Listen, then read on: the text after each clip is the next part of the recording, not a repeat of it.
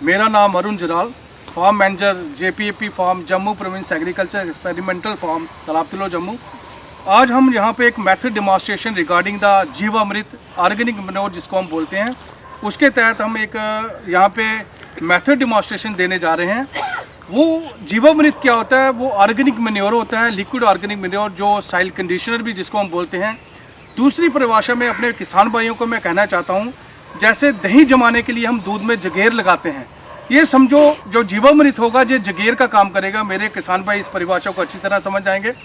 ये जो organic manure है वो साइल pH जो हमारी होती है मिट्टी की, उसको इम्प्रूव करेगा, साइल की फर्टिलिटी को बढ़ाएगा, और जो हमारे बैक्टीरिया जो साइल के अंदर होते हैं उसकी फ्रेंडली बैक्टीरिया जिसको हम बोलते हैं उनमें बढ़ोतरी करेगा। क्योंकि हाईली इंसेक्टिसाइड पेस्टिसाइड का इस्तेमाल करते हुए हमारे किसान भाई जो हैं उन्होंने क्या किया हुआ कि मित्र कीटों की संख्या में थोड़ी कमी लाई है।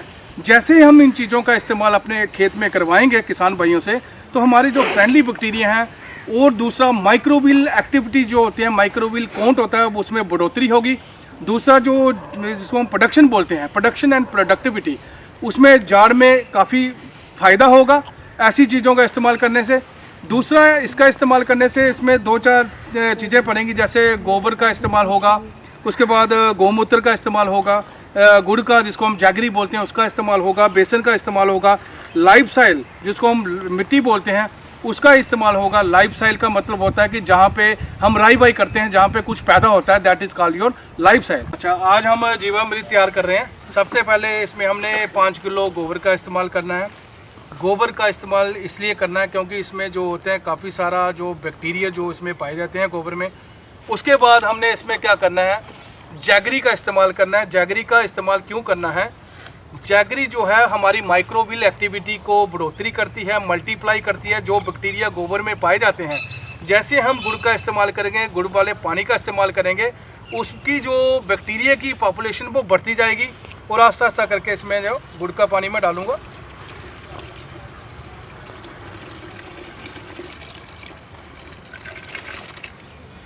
कोशिश करनी चाहिए कि जो गुड़ वाला पानी है, गुड़ को सुबह ही भिगो के पानी में रख देना चाहिए।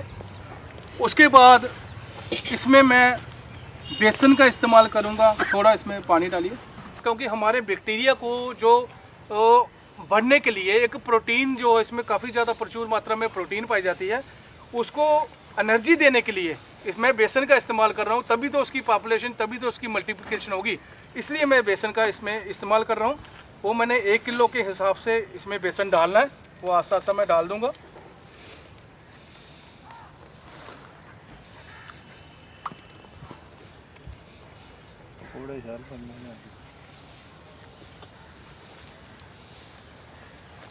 उसके बाद आस्ता से मैं इसमें फिर गौमूत्र का इस्तेमाल करूंगा। 2 लीटर गौमूत्र का इस्तेमाल करूंगा।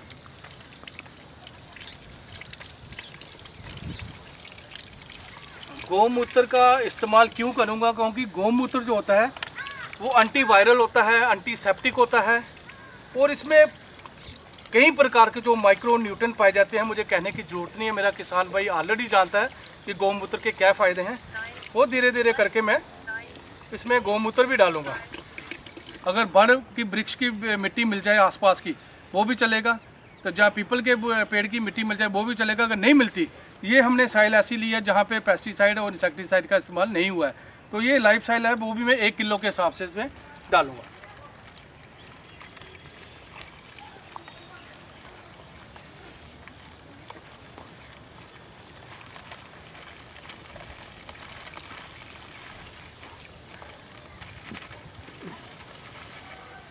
इसको फिर आस्ता आस्ता करके सारा मैं इसको हिलाऊंगा, इसको स्टर करूंगा।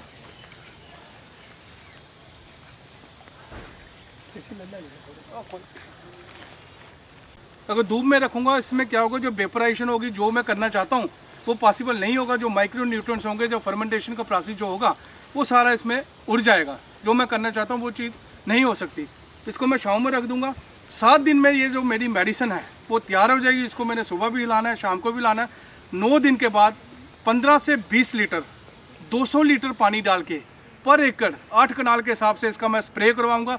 चाहे वो कनक वाली फसल है, चाहे वो मुंजी वाली फसल है, चाहे हमारा बाजरा है, चाहे वो मक्की की फसल है, चाहे वो सब्जी की फसल है, अगर हम इसका छिड़काव करवाएंगे उससे क्या होगा, हमारी जो रूट सिस्टम है वेल डेवलप होगा। हमारे प्लांट में प्लांट डिफेंसिव मैकेनिज्म होता है कि अगर मेरा इम्यून सिस्टम ठीक होगा ना तो मैं जो भी खाऊंगा मुझे पच जाएगा। ऐसे ही प्लांट में प्लांट डिफेंसिव मैकेनिज्म होता है। ये चीज़ जो है उस चीज़ को इम्प्रूव करेगी।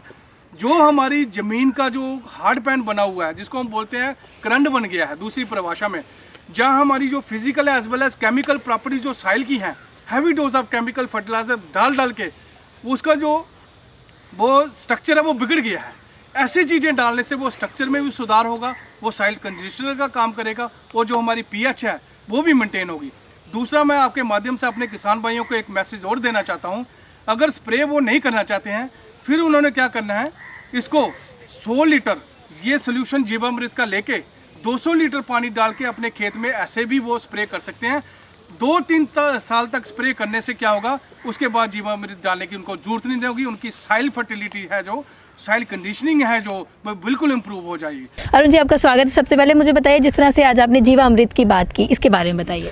हाँ बिल्कुल जी, आज हमने एक ऑर्गेनिक जिसको हम लिक्विड मैन्योर बोलते हैं जीवामृत, उसकी एक मेथड डेमोन्स्ट्रेशन जो हमारे JPAP फार्म है वहाँ पे हमने दी है।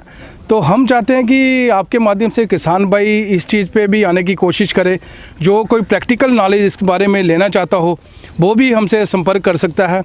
तो जीवामृत जो है वो क्या करता है कि प्रोडक्शन और प्रोडक्टिविटी को बढ़ाता है। जो heavy dose of chemical fertilizer डाल के ज़मीन में हमने क्या किया, उसके जो physical as well as chemical property है, जिसमें हम बोलते हैं कि ज़मीन का स्तर बोलते हैं, वो हमने बिगाड़ दिया है। उस बिगड़े हुए ज़मीन के स्तर को ठीक करने के लिए ये जो जीवामृत है ये साइल कंडीशनर का काम करेगा, ये उसकी कंडीशन में सुधार लाएगा।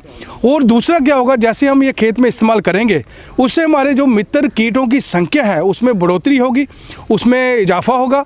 और दूसरा, जो माइक्रोबियल एक्टिविटी हमारी ज़मीन के अंदर होती हैं तो उसमें भी काफ़ी ज़्यादा इजाफा होगा। कंडीशनर का इस्तेमाल कब कब करना चाहिए? इसका कंडीशनर का जीवामृत का जो इस्तेमाल है वो हम एज ए स्प्रे भी कर सकते हैं, फॉलियर स्प्रे क्रॉप में।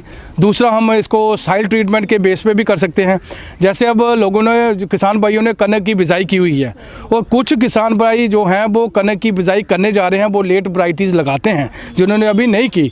जो लेट वैराइटी लगाते हैं, मैं अपने किसान भाइयों को आपके माध्यम से ये मैसेज देना चाहता हूँ, वो लैंड प्रिपरेशन जब करते हैं, ज़मीन की जुताई करते हैं, क्योंकि क्या करते हैं, 2 बार प्लोइंग करते हैं, एक बारी पट फेरते हैं, 2 बारी जुताई करते हैं, एक बारी प्लैंकिंग करते हैं। तो उस समय ये 100 से 200 लीटर पानी डाल के पर एकड़ के हिसाब से हमारा किसान भाई जो है साइल ट्रीटमेंट कर सकता है।